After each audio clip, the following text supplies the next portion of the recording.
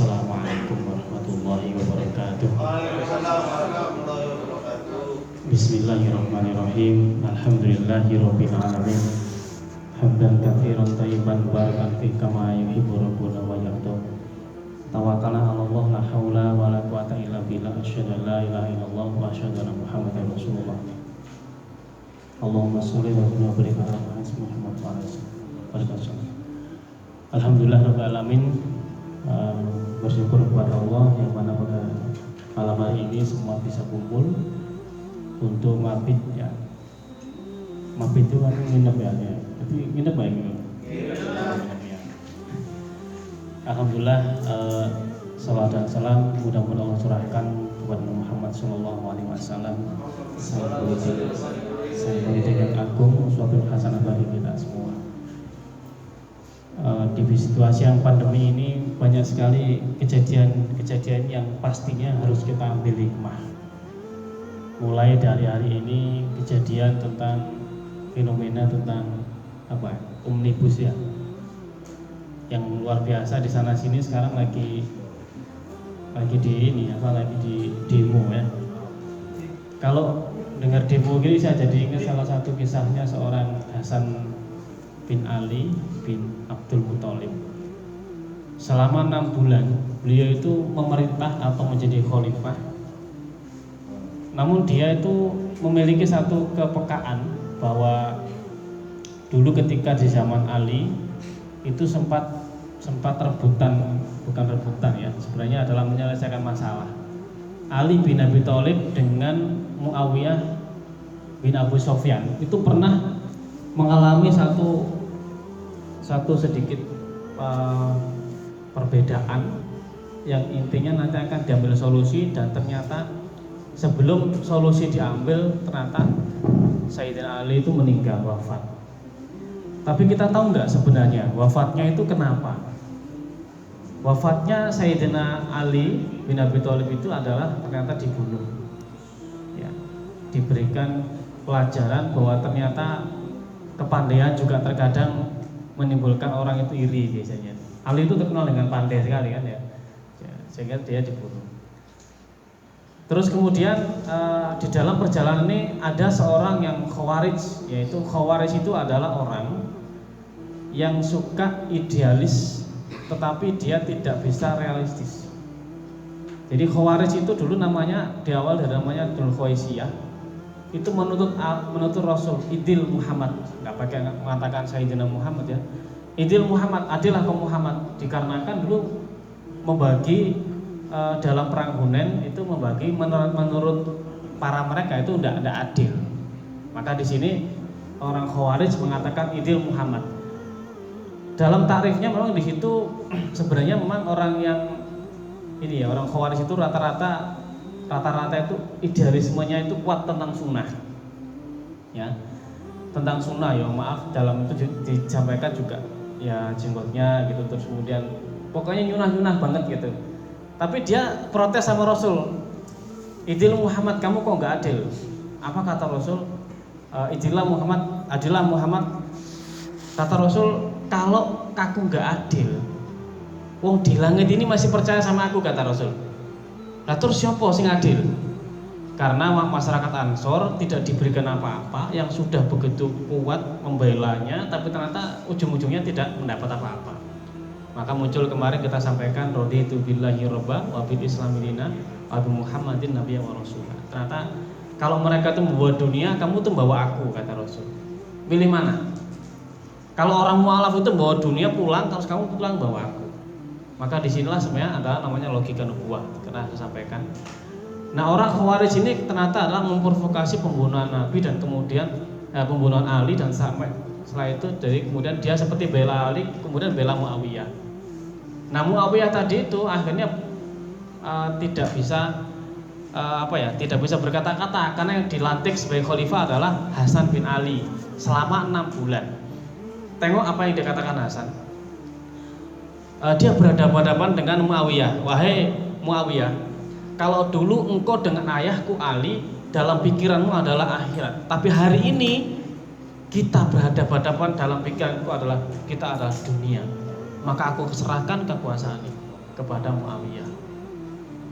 Sehingga dengan besar hati Muawiyah itu memang tidak banyak pengalaman, tapi memang Muawiyah itu luar biasa. Muawiyah bin Abu Sufyan itu memang orang yang luar biasa. Jadi memang sudah punya pengalaman dan dia juga menjadi satu sahabat yang senior saat itu, dan akhirnya yang dilantik adalah Hasan bin Ali.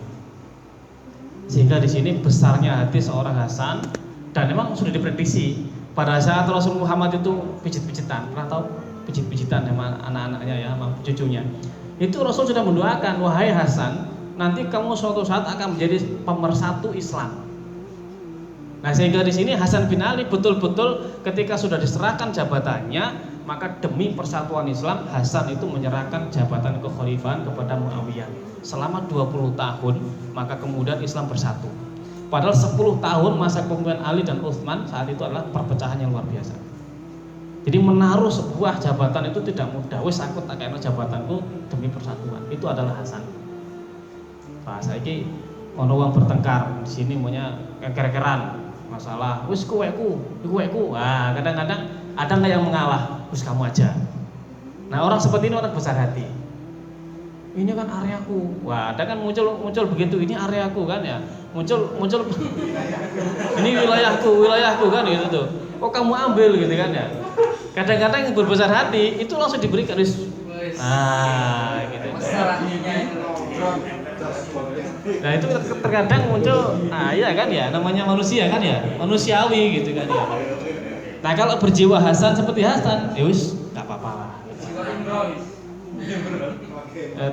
Tapi ingat ya, dalam kepemimpinan biasanya ada muncul yang namanya dispesialisasikan. Gitu. Ada nggak di sini tuh yang ngerasa, aku mesti di spesialis. Biasanya pimpinan itu ada yang begitu. Namun ingat ya, awas banget. Saya hanya mengingatkan jangan sampai lagi-lagi gara-gara seperti dispesialisasikan muncul adalah rasa hasad, yaitu iri hati. Ya. Sudah saya sampaikan, biasanya kalau orang itu punya kurang peran, biasanya iri yang muncul. Tapi orang yang paling berperan biasanya munculnya takabur. Tak ulang-ulangi supaya ingat ya. Kalau kita sedang memiliki peran besar, hati-hati jebakannya takabur. Tapi kalau kita tidak sedang punya peran, itu biasanya jebakannya iri hati. Nah, itu supaya kita tidak terjebak ke dalam dua hal itu. Kembali kepada tentang hal yang pernah saya sampaikan dulu tentang beberapa titik balik fardhotilah ya. Ini kemarin sampai mana ya kemarin ya, sebentar. Ini kayaknya kemarin sampai ini deh. Nah, ini sudah saya bahas kemarin sampai mutmainah, ridho dan mardhotilah. Iya ayat Tuhan nafsul mutmainah. Ono arek jenenge mutmainah dikira. Oh, ridho ono ya. Mutmainah iki kanca kurang SMP biasa iki. Wahyu arek. Tenang, perawakannya tenang ya, mutmainah. Nah, ternyata mutmainah ini yang terpanggil. Jadi kalau kita memiliki jiwa tenang, itu yang dipanggil Allah. Ya ayat Tuhan nafsul mutmainah. Wahai jiwa yang tenang. Jadi kalau tidak tenang itu tidak bisa dipanggil berarti. Berarti kemarin saya sampaikan nafasnya nafas masih lawamah atau jiwa yang menyesali saja. Jiwa yang galau itu nggak dipanggil. Nih orang lagi emosi, ngerasa kemudian setelah emosi marah-marah mikir galau, waduh gara-gara dia ini galau saya. Ini kalau jiwa galau nggak dipanggil oleh Allah. Yang dipanggil adalah jiwa yang tenang. Orang galau itu jangan berkicau, nanti jadi kacau. Ya, kalau galau jangan berkicau kemana-mana. Kalau udah kacau urusannya sudah. Iya apa enggak? Gue masalah teko omah, umpamane waya bayar sekolah, guru bayar sekolah anaknya. Kalau dibawa ke kantor, urusannya kacau wis. Ditakoki A jawabannya B. Kadang-kadang kedip-kedip tok. Ya. Kadang-kadang itu kadang-kadang bawa masalah dari rumah. Jadi kalau galau susah. Nah, kalau sudah galau jangan ngoceh, jangan berkicau. Wis pasti ngarani atine wong. Ngomong sithik sak didik ngono wis dadine. Ya kan wis pokoke Orang yang galau biasanya tidak konsentrasi. Nah, biasanya nggak konsentrasi, tanda-tandanya galau. Nah, kalau nggak galau berarti banyak munculnya adalah kekacauan. Penyakit itu adalah penyakit hati, itu sebenarnya adalah muncul dari rasa kecewa. Iya Banda. Rasa kecewa itu macam-macam. Rasa kecewa nang bosnya. Siapa di sini mungkin kepala cabang namanya ini ya. Kepala cabang umpamanya. Wah, iya Pak, kepala cabangnya sing diperhatikno Mas Iman tok umpamane. Nah, itu munculnya dari sini. Kalau sudah muncul rasa kecewa maka ingat fazatahullahu maradu, Allah tambah rasa sakit hatinya. Yang seperti ini enggak dipanggil, Pak. Nah, iya apa enggak dipanggil biasanya. Wis iku mesti sing di jojokno iki tok. Ah, biasanya gitu. Wis iku tok ae aku gak tahu. Padahal kalau diminta untuk tampil, dia masih persiapannya masih mikir-mikir gitu. Wah. Jadi awas ya. Jadi jangan sampai berhenti di nafs lawamah atau jiwa yang menyesali. Naiklah kepada nafsul mutmainnah, jiwa yang tenang. Jadi kalau sudah jiwanya tenang, maka di sini radhiyata mardiyah. Maka ridho kita. Duwe bojo ayu ya ridho, bojo gak ayu ya ridho. Duwe bojo gak ayu iku aman rek, gak ono sing godho. Lah bojo ayu. Waduh, cocok kok digodho wengi kok. Ha, ngono kan ya. Lah bojone gak pati ayu, sapa sing kate godho ae? Tenang. Nanti bersyukur gitu loh. Jadi nggak ada namanya ridho itu pokoknya kita sudah milih dia, masa kita mau mengijolkan. Mau apa ya, kecewa gitu loh ya. Sama juga. Jadi rasa ridho sebagaimana saya pernah sampaikan, Sa'ad bin Rabi itu sampai menawarkan kepada Abdullah Amr bin Auf tentang istrinya, tentang sawaladangnya, tentang bisnisnya. Karena ridho sesama saudara. Ya kan itu tuh. Sampai saya katakan kemarin, duit 2.000 wis 1.000-an. Nah, akhirnya lek 1.000-an gak masalah, tapi kan 50%. Lah duit 1 juta. Iku gelem kita 50 juta. Artinya sebenarnya adalah wong ujiane wong sugih iku ya mau pikir. Sak labah duwe punya kambing 2 ya, sampai punya 40 gak zakat kan, 40 zakatnya kan 1 kan ya, sampai kemudian 4.000 gak zakat. Biasanya ujian kikir tuh saat kaya raya. Kalau SD podo gak duwe ngene wis gampang, ndek 2.000 wis tape 1.000 gak masalah, 5.000 tape 2.000 gak masalah. Coba 10 juta 5 juta gini belum tentu ya. Karena kurang ridho ya. Nah sekarang yang bagian pengelola zakat ini kan gitu tuh. Duit mamane punya berapa sekarang nisabnya kan 85 gram emas ya. Berapa tuh 1 gram? 1 juta mamane. Ayo yang bagian ini berapa? Berarti punya uang berapa tuh baru dizakatkan? 70 berapa? 85 juta mamanya ya. Wajib zakat kan ya. 2,5%. 2,5% tuh nggak banyak loh sebenarnya ya. Nggak banyak. Tapi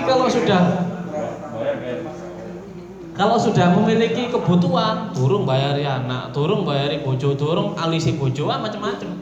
Garonteke. Nah, maka di sini harus merasa ridho terhadap keputusan Allah. Lah kalau sudah ridho itu enak, asli enak. Enak. Duwe omah cilik ya enak.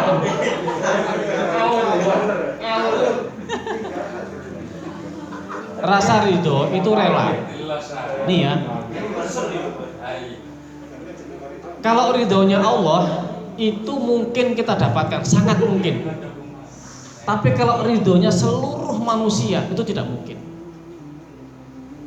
Asli, kenapa coba? Wis gak usah seluruh manusia lah, ning kene ae. Sampeyan nglakoni apik, kira-kira ono sing gak seneng to? Loh iya. Dia memang bisa punya kemampuan. Kalau mendapatkan ridhonya Allah itu sangat mungkin kita dapatkan. Tapi kalau mendapatkan ridhonya seluruh manusia gak mungkin. Sak api-api wong yo ono sing ngeleki ya istilahnya. Bukan ngeleki rek, ngeleki ini. Maksudnya ada yang menghujat gitu loh. Saelek-eleke wong isih ana sing belo. Artinya kita nggak boleh terus kemudian memaksakan kehendak, wis kudu koyo aku gak iso ya. Gak bisa, kita tuh pokoknya kudu pendapatku. Pendapatnya sampean pamane. Nah, si fulan pendapatnya bagus, belum tentu menurut dia bagus. Contohnya begini. Sampean umpamane nang tengah dalan, ban bocor. Piye rasane? Seneng apa enggak? Seneng apa enggak? Sing seneng tambal ban, betul enggak? Setiap musibah belum tentu musibah bagi yang lain. Iya enggak? Tabrakan duer, kecelakaan. Sing seneng sapa? Rumah sakit kan ya? Tidak semua musibah bagi kita itu ternyata bagi yang lain musibah juga. Ya. Tempo hari ya, tetangga saya itu kena COVID-19. Dia itu kemudian ternyata apa? Dia yang kena COVID, yang meninggal istrinya. Istrinya nggak kena COVID padahal. Jadi dia kena COVID, kemudian setelah itu pulang sudah negatif ya. Setelah pulang istrinya diajak jalan menjenguk anaknya di pondok. Yang mati duluan malah istrinya. Padahal yang berhadapan-hadapan dengan nyawa kalau bicara COVID ya itu kayaknya adalah suaminya. Tapi qadarullah yang meninggal itu malah istrinya. Jadi maksudnya apa? Kita tidak pernah tahu gitu yang namanya usia. Makanya kita harus ridho, serido-ridonya. Jangan sampai saiki umpamane ambil bojo umpamane rada emosi ya. Mulai diuring-uring, budal ya diuring-uring umpamane ngono. Umpamane ya. Terus barang ngono kita enggak ada rasa ridho. Ya bojo mati terus piye itu? Neraka lah. Jadi jangan sampai karena ridhonya suami kepada istri itu luar biasa. Ya. Budal diperemuti mulai apa maneh. Wah. Padahal dia dengan cerewet dia itu sebenarnya adalah salah satu cara. Ono wong cerewet gak ono sing cerewet gak mungkin didekati wong kan ya. Wah, cerewet coba sing nyedeki kan itu. Nah, kita rasa ridho itu penting. Jadi kalau kita sudah punya jiwa yang tenang, nanti kita ridho terhadap masalah. Iya. Sekarang begini, umpamanya bos seneng ngebawa dewe, ditambahi target apa enggak? Mas Iman targetnya 10 juta oke, 20 juta oke, tambahi. Umpamanya, ya kira-kira nambahi target itu aslinya bosnya itu apa nguji apa sebenarnya itu nggak seneng? Menguji. Nguji karena senang apa nguji karena nggak seneng? Nguji karena senang. Umpamanya begitu. Sama juga dengan Allah itu memberikan ujian. Ujian yang diberikan kepada kita bukanlah sebuah penyiksaan, tapi itu adalah sebuah rasa kasih sayang. Agar kita semakin hari semakin naik level kita. Nah ini level kita naik gitu. Terus kemudian mardotilah, baru kalau kita sudah bisa ridho kepada Allah, maka kita mendapatkan mardotilah. Makanya ayatnya dalam Al-Baqarah 207, wa minan nasi mayasri nafsahu tiho amardotilah wallahu raufum bil ibad. Jadi di antara manusia itu mencari keridhaan Allah, ya. Jadi ada yang mencari keridhaan Allah dengan melaksanakan mengorbankan dirinya untuk mencari keridhaan Allah. Sekarang begini, ada yang punya anak SMP nggak sekarang? Ada yang mau mondok nggak anaknya? Nah, kalau anak kita mau dipondokkan ya, ingatlah bagaimana kisahnya Ibrahim kepada Ismail. Dia meletakkan ini deleh apa ya? Di padang pasir ya, di Mekah. Ditempatkan anaknya di Mekah. Itu juga mikir loh. Itu naruh di sana itu menempatkan di sana itu juga sebenarnya susah, rasanya juga agak enak. Kayak gitu abotnya. Ditempatkan di rumahnya Allah Baitullah, ya, yang di sana tidak ada air, tidak ada tanaman. Rasanya gak penak gitu kan. Kayak gitu kalau mau ridho, aku tak ridho nilai saiki kon sekolah mondok, iku ridho. Kalau sampean ridho seperti itu, maka insya Allah anak itu terbimbing. Wes tangis sono gak apa-apa lah boleh, tapi ridho nono. Nah itu kayak gitu tuh. Tapi kalau apa jenenge sampean gak gelo mikir ayus, ya apa rek golek nang kono. Kepikiran terus sakit kedadean. Enggak ya apa di kancane aku gak seneng terus moro ditepilingi wis gak. Ya aja mikir ngono-ngono gak macam. Kowe sampean kate naik sepeda ke Surabaya, bayangno tabrakan. bayangno macet, wis macet tenan kok. Enggak budal-budal, bayangno udan, agak budal-budal. Padahal sih kayak si opo sih gluduk kayak. Nah, ini sebenarnya adalah kita tidak ridho. Nah, ya. Insya Allah ya. Jalan satu-satunya untuk diridhoi Allah adalah wallahu raufum bil ibad. Artinya Allah itu menyantuni hambanya yang beribadah. Jadi adalah dengan cara beribadah kita mendapatkan ridha Allah. Nah, di sini adalah tingkatannya menuju titik balik menuju ridha Allah. Nah, ini salah satunya supaya tahu. Kemarin sampai sini ya, kemarin ya. Apapun kesulitan jika dibersamai Allah maka kesulitan itu pasti berubah menjadi sebuah ridha. Jadi apapun hari ini kesulitan itu bukan terus kemudian sulit, enggak. Ya, innamal usri yusra fa innamal usri yusra. Kita sudah tahu. Ada enggak di sini yang rasa sulit terus sampai mati?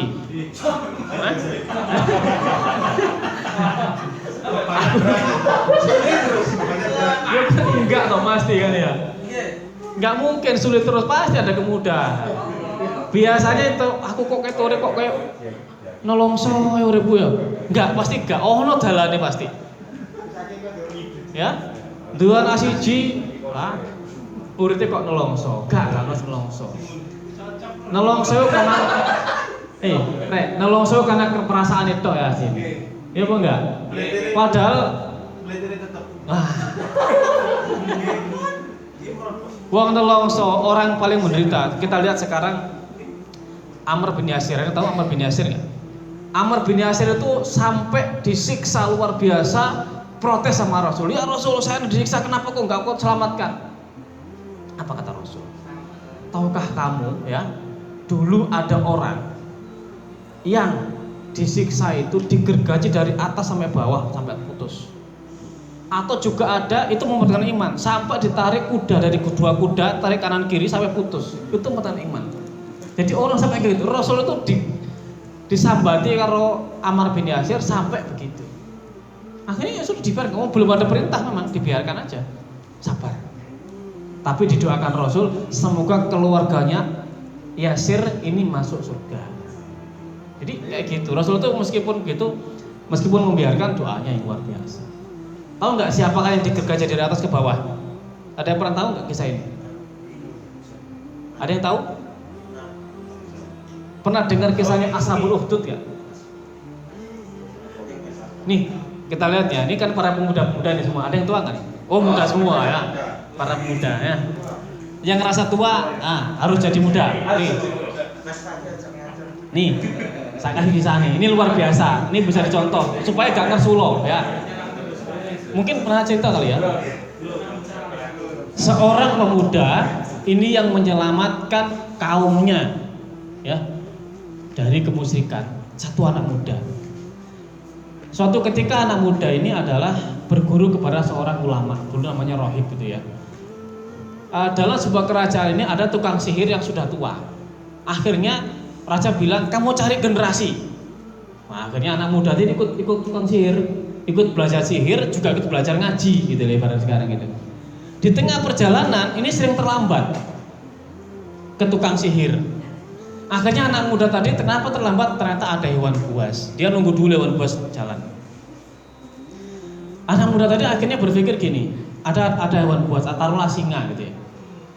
Berdoa, ambil batu berdoa, ya Allah, jika batu ini saya lemparkan ke hewan buas ini mati, maka saya akan menghentikan di tukang sihir dan saya akan ngaji. Bahasanya gitulah. Coro EDW ya, coro Surabaya. Dilemparlah batu itu, kemudian hewan buas itu mati.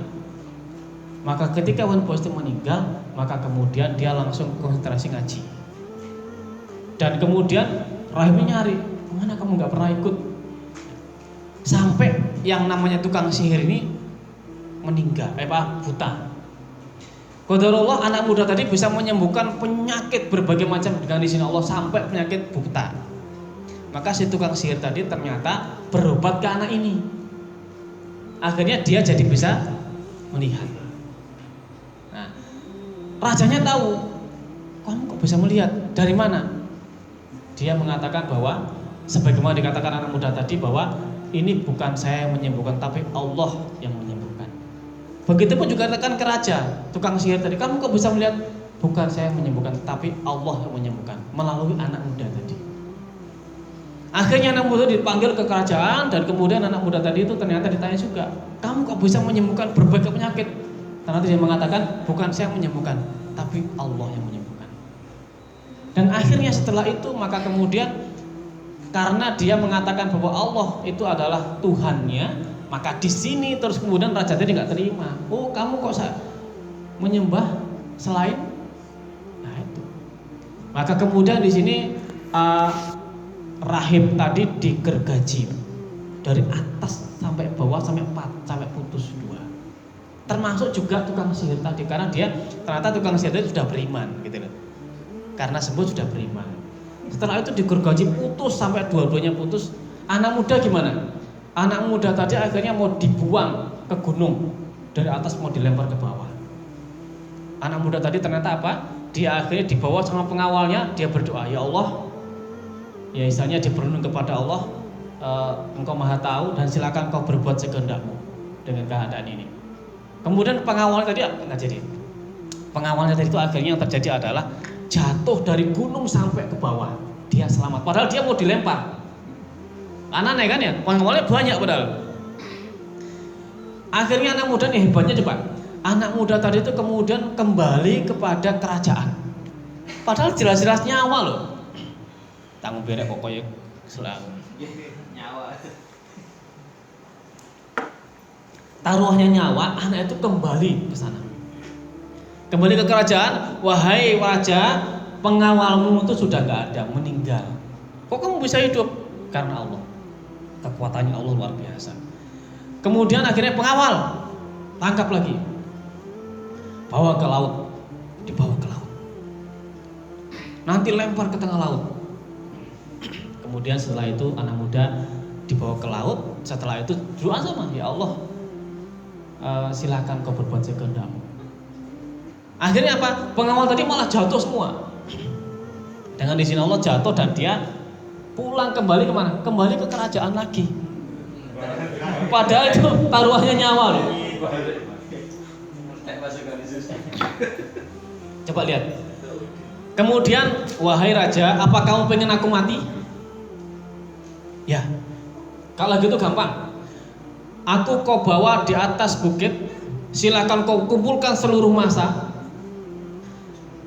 Kau panah pelipisku ini, tapi kau sebut Bismillah Robbil Gulam. Bismillah Tuhannya anak ini. Coba, keren gak anak ini?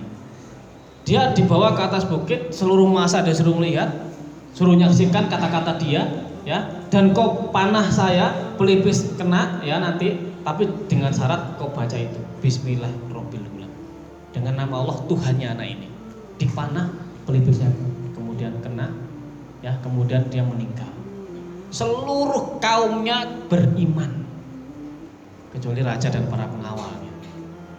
Coba, satu anak muda, ya, mengorbankan dirinya, ya untuk keimanan seorang, mengantarkan hidayah seluruh satu kaum. Nah, kita ini kadang-kadang wis koyo wis wong iso zakat siji ngono wis wong karuan kan ya. Wis koyo jangan sampai kesombongan yang muncul. Iki lek gak karena aku, aku maneh. Lek gak karena aku, iki. Akunya ini ananiyah. Jangan. Karena Allah itu sebenarnya maha menghendaki. Jangan karena saya, untung ada saya. Jangan sering bilang begitu. Nanti khawatirnya apa? Khawatirnya kita tuh ananiyah. Ananiyah itu egosentris, ego. Satu anak muda mengantarkan hidayah seluruh kaum. Keren. Makanya kemudian anak orang di kaum tadi itu karena dia beriman dilemparlah ke parit api. Nah ini yang namanya Ashabul Ukhdud itu. Pernah dengar nggak kisahnya itu? Dilempar ke parit api. Semuanya. Coba. Jadi demi keimanan seorang anak muda dan para kaumnya tadi itu betul-betul menjaga keimanan sampai kayak gitu tuh. Nah kita cobalah kita mengukur ya. Kadang-kadang kita baru baru membuat orang itu bisa zakat itu sudah kaya luar biasa senang. Ya bagus, sangat itu bersyukur sekali. Tapi jangan terus kemudian kita sudah di atas angin, masih banyak peradaban yang perlu kita bangun. Jadi kesulitan, pengorbanan, jika itu adalah untuk ridha Allah, lanjutkan. Jangan merasa mudah puas, ya. Karena banyak sekali kisah-kisah di mana orang zaman sahabat dulu itu betul-betul berkorban. Ini si korban wedhus siji wis merdeka. Wow. Koyoke wis umumno. Ngono kan ya. Umumno lah, jenengku lho, binya aja lali binya. Ya enggak apa-apa mau siar, tapi kalau sudah muncul riya hati-hati gitu tuh. Karena riya itu enggak kerasa seperti apa? Ingat enggak? Seperti semut hitam di atas batu hitam dalam keadaan gelap. Ketok apa enggak? Lega aku ya. Oh, lega aku ya. Ya aku. Jadi riya itu kayak gitu. Seperti semut hitam di atas batu yang hitam gelap. Wis ra ketok jenenge wong riya iku. Ya, guyu ae. Masa karo dina Kamis ra iki. Maksudnya apa? Poso maksudnya. Saya ditawani bakso wae iki dina Kamis iki. Jadi iku ketok lah iku ya. Nah, ketok ya. Jadi ingat bahwa sesungguhnya pengorbanan itu ya gandeng banget dengan keikhlasan. Ya ini saya kemarin kemudian saya tentang ini ya. Jadi tentang perkataan yang paling baik itu adalah Al-Quran yang serupa mutu ayatnya yang lagi berulang-ulang gemetar karena kulit orang-orang yang takut kepada Tuhannya, kemudian menjadi lembut kulit hati mereka waktu mengingat Allah. Jadi ini sebenarnya adalah kalau sampean hari ini lagi zikir nggak sampai kayak gini sebenarnya masih ditanyakan. Ini bahasanya adalah namanya zikir itu adalah sampai bergetar hatinya, sampai betul-betul kulitnya sampai kerasa bergetar. Lek sampean ngitung subhanallah sampai ngitungi 1 stok, ngejar ongko, ora sampai. Gak ketemu sampean seperti ini. Zikir sampean lek ngejari ongko wis ping 100, 200, 300 tak ketemu. Tapi lek sampai bergetar ini ayatnya seperti ini. Jadi coba zikir itu sampai betul-betul kerasa. Tahu nggak sampean mau Quran sampai nangis? Tahu nggak sampean tahajud ya? Waduh enak ya tahajud bojone ya Ar-Rahman Ar-Rahman gitu kan ya. As'alamal sing dudu bojo aja iri rek, dudu bojo. Ya sing jomblo aja iri itu bojo ya. Sing pengen tahajud bareng-bareng istri sampai krasa fa bi ai ala rabbikuma tukadziban. Wah. Iso enggak sampai kayak gitu kerasa? Nah, sing durung di bojo jomblo ya coba sendiri ya sama istrinya yang kalau sudah punya istri sama istrinya sampai bergetar gitu deh. Iya nih jomblo nih gini. Wonten ya, enggak apa-apa. Yang penting jomblo fisabilillah ya. Mau dibina ya, siap ya. Ditaruh ya. Jangan dibinasakan, kasihan. Jadi kita mencoba kembali ke sini, sekarang sekali-kali ketika kita berzikir ya. Karena begini, yang namanya qiyamul itu satu amalan yang tidak mungkin dilakukan orang fasik dan orang kafir. Ya apa enggak? Gak mungkin orang fasik orang kafir melakukan qiyamul ya. Lek sedekah ono enggak? Ada. Sedekah kita berapa sih? Sekian juta. Si akeh wong kafir lek wong nombang tsunami sampai pirang-pirang juta, pirang-pirang triliun ya. Aduh, tapi lek qiyamul iso deh, gak iso. Nah, makanya di sini jangan sampai kita tuh ngerasa lebih hebat dalam hal sedekah. Orang kafir banyak. Kita lihat siapa? Bill Gates ya, Bill Gates. Berapa tuh yang disedekahkan? Semakin banyak semakin besar kan? Ya jadi wong anu ini. Orang yang kafir sedekah terus dibalas dengan banyak dunia. Itu sebenarnya sepertinya Allah nggak pengen punya hutang di akhirat. Itu dintekno nang donya iki balasannya. Nah, bayar kontan. Lah wong kafir yakin bayar kontan masuk kene gak yakin. Nah, ayo sekarang mencoba mengarahkan orang-orang bersedekah itu sebenarnya adalah seperti itu. Jadi tapi sedekah iku ya mau amalan sing iso ditiru. Orang kafir, orang fasik, tapi lek qiyamul lail gak iso. Ya apa enggak? Gak iso wong kafir, wong fasik Makanya sholatnya orang yang fasik, orang munafik itu saat sholat isya ketok aras-arasan, jungkir balik, dung dung, petang rakaat sak menit iso ah. Sing sholat subuh 2 rakaat sampai 5 menit, sing petang rakaat isya, wah antre iki sholat apa iki?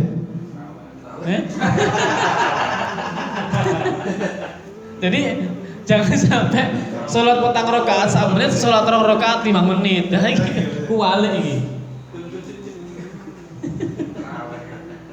Ya, jadi awas. Jadi sebenarnya adalah kita ini diuji oleh Allah dengan waktu. Waktu kita semakin hari semakin tua, semakin hari semakin tambah khusyuk apa tambah gak karuan sholatnya. Tambah ambles. Tambah ambles. Ngomongnya tekan hati. Gak apa-apa, ngono bisa evaluasi diri ngono ya.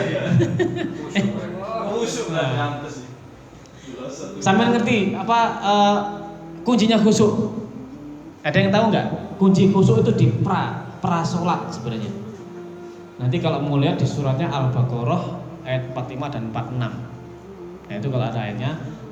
Intinya adalah yaitu dengan sifat ihsan atau sikap ihsan dan sikap roja. Ihsan itu berarti merasa dia lihat Allah, roja itu merasa akan kembali kepada Allah. Itu pranya. Itu sebelum sholat itu ya. Jadi 2 itu akan menjadikan kita semakin khusyuk. Nah jadi kita oke entek iki. Ini diwaca di setel dulu iki. Sudah ya kemarin. Sudah ya. Masuk nggak ada suaranya, Rek? Nggak berhasil ya? Tentang dunia ya, Rek? Coba kita refleksi sebentar ya. Tentang dunia. Kemarin suaranya gak ono jadi. Sudah ya? Sebentar kita lihat dulu. Dunia, oh dunia, mengapa engkau seperti tak ada habis-habisnya? Orang-orang tak ya, dunia itu ya. Terus saya. Kesibukanmu melibas hidup kami tak tersisa. Kepadatanmu merenggut nafas kami hingga habis. Hingga tak sempat lagi menyisakan waktu untuk perjalanan akhirat. Hingga kami lupa dan hilang kesadaran bahwa engkau, wahai dunia, hanya sementara. Dunia, oh dunia, mengapa kilaumu begitu melenakan? Keindahanmu menyeret kami hingga terkulai. Gemerlapmu membuat akal sehat kami hilang fungsi. Hingga tak sempat lagi mengingatkan diri bahwa kematian akan datang tanpa basa-basi. Hingga lupa diri ini pada alam kubur yang kelam, pada hari pengadilan Allah yang mencekam. Saudaraku, sampai kapan kita takluk pada dunia? Sampai kapan engkau terpenjara oleh kesibukan tak berujung? Sampai kapan engkau terperangkap dalam dekapan kawan duniamu yang jauhkan engkau dari Allah, yang lenakan engkau dari akhirat? Sesalilah kelalaianmu sekarang, karena sesal di dunia masih ada gunanya. Namun sesalmu di akhirat takkan pernah lagi ada gunanya.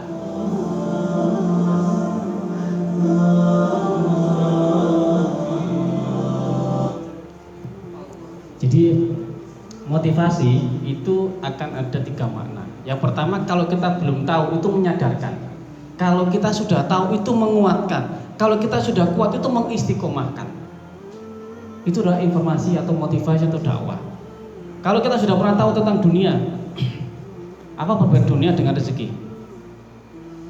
Ada yang tahu nggak? Ini dunia apa rezeki? Dunia apa rezeki ini? Nah, bedanya apa? Apa sih dunia itu sebenarnya? Dunia itu adalah sebuah permainan, ya. Apa permainan? Ada yang pernah main game nggak di sini? Ada nggak yang ngerti game di sini? Ada, masih belum. Eh? Masih belum. Nah, dunia itu kayak permainan, dipermainkan. Jadi dunia itu dipermainkan, jangan sampai mau dipermainkan oleh dunia. Jadi kalau dari pagi main game, bukan pertama-tama kita ini bersandar pada Allah atau pada HP. Bangun tidur dicari apa? WhatsApp. Adalah, ya? Iya kan ya? Kadang-kadang begitu. Padahal dunia itu permainan, jangan mau dipermainkan. Nah, sekarang saya mau ngajak, ya entah nanti suasananya pas apa tidak, tapi saya mencoba memberikan satu cara yang berzikir yang insya Allah akan bikin kita itu betul-betul kerasa. Tapi saya pengennya ya sing rada khidmat rek. Iku wae guyon-guyon ya wae iki. Ya saya maksud gitu. Jadi nanti pada saat ini saya pengen coba satu kata saja, ya satu kata saja. Saya pengen coba kita benar-benar khidmat. Takdir Allah pasti baik. Rasakan. Subhanallah. Subhanallah. Subhanallah. Cukup. Ya, silakan. Ya. Ini adalah salah satu cara terapi tasbih yang sampai protes tidak akan pernah terjadi lagi. Rasa ridho itu akan betul-betul kita rasakan kalau kita merasa betul-betul tasbih ini dirasakan. Ya, nanti bisa dilakukan di beberapa tasbih yang lain atau zikir yang lain. Nanti ada ininya ya. Jadi saya coba kenalkan satu ini. Tapi sebenarnya kalau panjenengan betul-betul kerasa, itu bisa kerasa banget dekat sama Allah. Padahal kita rindu banget sama Allah. Kalau rindu sama Allah itu rasanya beda. Beda. Tapi gak usah dipaksa ya. Rindu itu gak dipaksa. Gak usah dipaksa. Kon gak rindu aku sih. Lagu nih Ari Lasso ya. Tapi rindu itu gak dipaksa. Kroso dewe. Ya Allah, pernah gak sampean berkata, ya Allah saya rindu sekali pengen ada nggak kerasa itu? Kalau sama kerasa itu, insya Allah wazilat qulubuhum, maka bergetar hatinya. Coba sekali-kali rasakan rasa rindu itu sama Allah. Lalu saya itu kadang-kadang baca Al-Quran itu dengan terjemah, dengan tafsir itu kadang-kadang yang ngerasa tidak kuat. Jadi artinya apa? Artinya ada sesuatu yang kena. Nah, bahasa sekarang baper ya, kebawa perasaan gitu loh. Kadang-kadang kan kita cuma nyanyi apa lagunya sekarang itu yang lagi rame kan Aisyah gitu kan, eling bojone Aisyah gitu kan ya. Kerasa kan kadang kan baca lagunya mungkin yang lagi rame dulu Kapal Van der Weyden ya kadang-kadang ya. Oh itu kayaknya kan bikin baper gitu kan ya. Kapan kita zikir sampai baper itu kapan gitu loh saya itu. Mosok denger lagu sampai kita nangis kadang-kadang ya. Tapi kita nggak bisa zikir sampai nangis atau sampai dekat. Malu sama Allah sebenarnya. Ya kan itu tuh. Jadi tadi adalah coba ya. Mudah-mudahan itu jadi ya. Insya Allah itu saya yakin wadzakarallahu katsira dan berzikirlah dengan banyak. Itu yang aslinya itu yang diminta zikir banyak itu adalah zikir bukan doa. Sama ndonga mulai Rabbi firli warhamni wajburni warfa'ni warzuqni wahdini wa'afini. Wah puahe niku dijaluk pisan. Makanya kata Allah itu wadzakarallahu katsira, berzikirlah yang banyak. Lek sama njaluk iku asline ngene. Wong njaluk proposal. Ngajono proposal ini tak kasih contoh nih. Si A dikasih duit 1 miliar ya. Kemudian dibuat proyek-proyek bagus sampai gantek. Maksudnya si A ini sampai cuma masih sisa. Si B dikasih 1 M, kerjanya gak bagus, entek. Njaluk maneh. Kira-kira sing sampeyan senengi sing ndi? A apa B? Si A. Karena ada pertanggungjawaban. Nah, kalau minta kepada Allah juga ada pertanggungjawaban. Wingi njaluk bojo sing soleha. Saiki kok malah dikaplok. Nah, ya apa? Wingi njaluk sepeda, saiki kok disia-siakno, diselang kancane ra gelem. Sama dengan begini. Yang pernah ngajukan proposal ke perusahaan kan perlu LPG kan? Nah, di LPG-nya. Iki LPG-nya kok duitnya sih akeh, digawe apa gak pecus iki. Kita minta sama Allah, ngajukan proposal sama Allah. Tapi ketika diberikan oleh Allah diminta tanggung jawab. Ya Allah, aku belum punya istri, ya Allah, berikan istri yang soleha. Mamanya begitu ya. Dikasih istri, disia-siano, berarti gimana? Tanggung jawab gak? Minta lagi kita.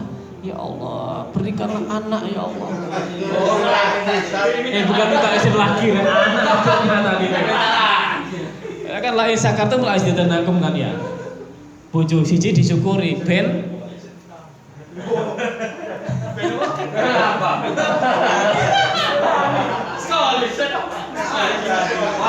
Enggak, rasanya kan la isakartum la azdanakum ya. Kalau bersyukur maka duwe bojo siji ya disyukuri ben maksudnya bukan begitu ya. Biar kita semakin sayang gitu maksudnya ya. Jadi kalau kita nggak mensyukuri istri, wah nanti jadinya apa?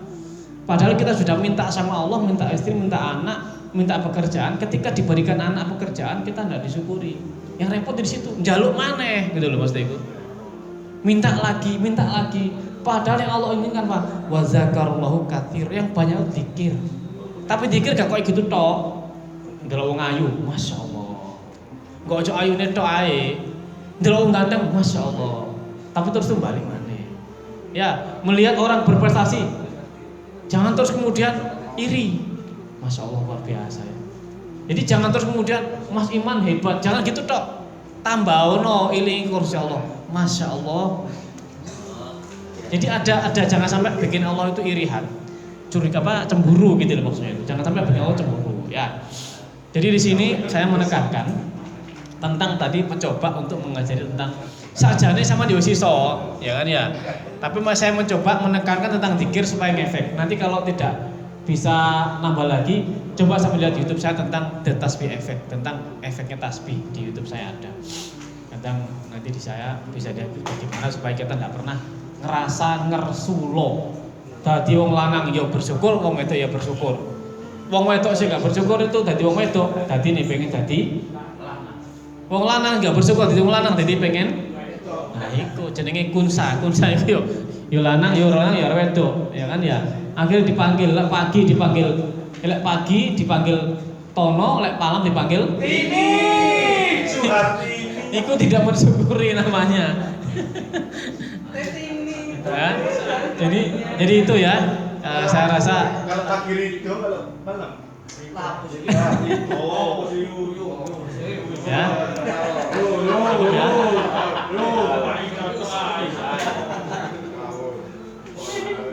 insya Allah itu untuk maghrib ini kapan-kapan nanti kita sambung lagi dan dengan materi yang lebih maksimal, atau nanti boleh jadi nanti kalau boleh ya kita ada kajian yang ini apa namanya tematik tapi apa ya berurut gitu loh. Nah kalau saya tawarkan kapan-kapan saya ingin menyampaikan tentang kajian keluarga. Tapi ini ada yang belum nikah ya, nggak apa-apa lah.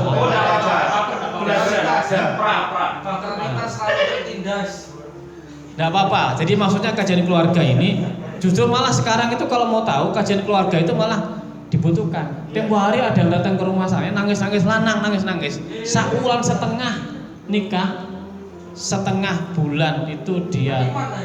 Nggak usah. Dia namanya baru sebulan setengah minta cerai. Gara-gara apa? Gara-gara ya panjang lah ceritanya. Saya nggak mau cerita ya nanti skip.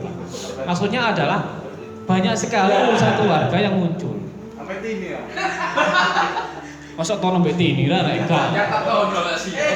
Jadi maksudnya kita saja ya pengen jadi insinyur sekolah kan ya, tapi pengen keluarga seumur pun nggak sekolah, gitu loh. Makanya saya ada namanya yang jeblo-jeblo silakan besok ikut Halaqah Cinta. Kajian Halaqah tapi pakai Zoom ya. Besok saya ada Zoomnya Halaqah Cinta yang punya adik-adik atau punya yang belum nikah silakan ikut kajian pernikahan. Tapi ini bukan tentang keluarga, tapi bagaimana menjadi remaja fisabilillah. Nah, gitu maksudnya itu. Nah, jadi kajiannya Halaqah Cinta. Jangan kaget kalau nanti di sana banyak jomblo-jomblo yang kemudian jadi. Ya itu tuh. Jadi Tapi pakai Zoom. Yang silakan yang bagian silakan nanti saya kasih linknya. Ya silakan. Jadi saya tawarkan mulai bulan kapan-kapan kalau undang saya lagi, saya tawarkan kajian keluarga saja. Jadi mulai dari panduan keluarga sakinah mawaddah warahmah sampai nanti kepada bagaimana adabnya sebagai istri, sebagai suami gitu. Nanti kalau boleh, tapi supaya nanti ya berkembang lah, masuk oleh muni gini-gini. Nah, ya. Maksudnya sih tambah bagian keluarga, tambah lagi gitu. Saya sarankan begitu Mas Iman ya. Nah, insya Allah. Bukan nggak? Iya. Jadi suami yang baik, jadi istri yang baik. Tapi maaf di sini yang nisa-nisanya sudah bersuami, ada yang sudah bersuami ya banyaknya. Tidak apa ya. Nanti kalau bercerita tentang masalah berkaitan dengan apa ya, ngomongnya ya tentang asmara. Ini kira-kira gimana? Apa ya? Adabnya gimana gitu maksudnya itu ya. Hak istri tahu nggak? Hak suami?